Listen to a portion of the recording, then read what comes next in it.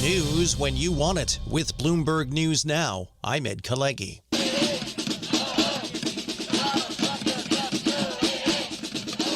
Demonstrators across the U.S. turned out for what organizers said would be as many as 2,700 No Kings protests in all 50 states to express their opposition to President Trump's agenda. Saturday's mass protests follow similar No Kings protests on June 14th. The president's Republican Party is calling the protests Hate America rallies. They come against the backdrop of a government shutdown that not only has closed federal programs and services, but is testing the core balance of power as an aggressive executive confronts Congress and the courts in ways that organizers warn are a slide toward American authoritarianism.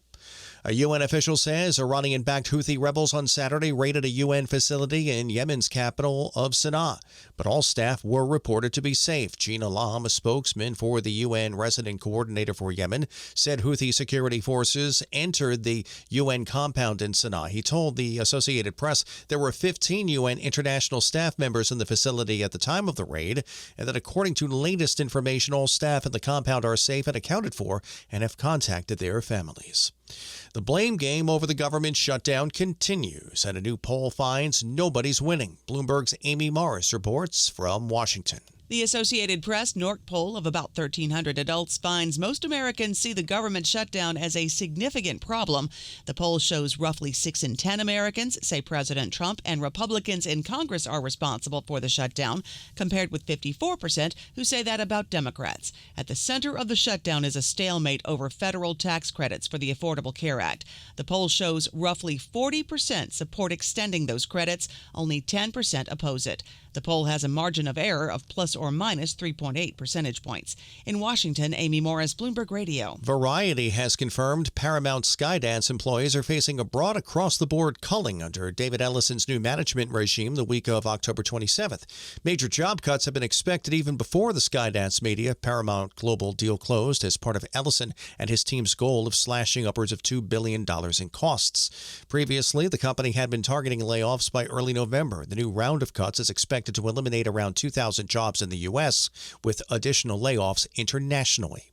U.S.-China trade talks are set to pick up again soon. Bloomberg's Monica Ricks reports. Treasury Secretary Scott Bessent and China's vice premier are expected to negotiate down escalatory measures next week over President Trump's latest round of tariffs and China's new rare earth restrictions. Bessent says the two spoke virtually last night and made plans for their face-to-face meeting in Malaysia.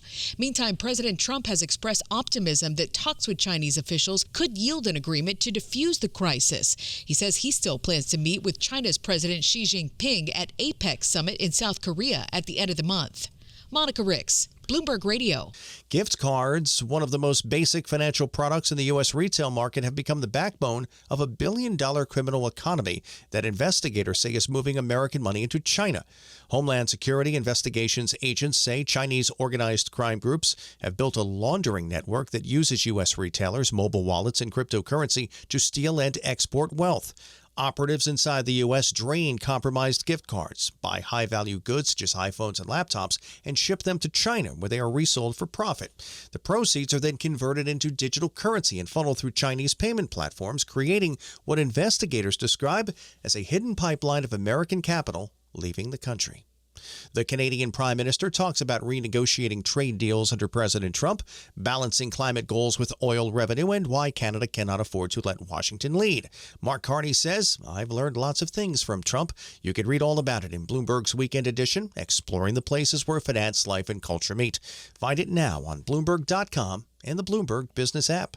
That's news when you want it with Bloomberg News Now. I'm Ed Kalegi. This is Bloomberg.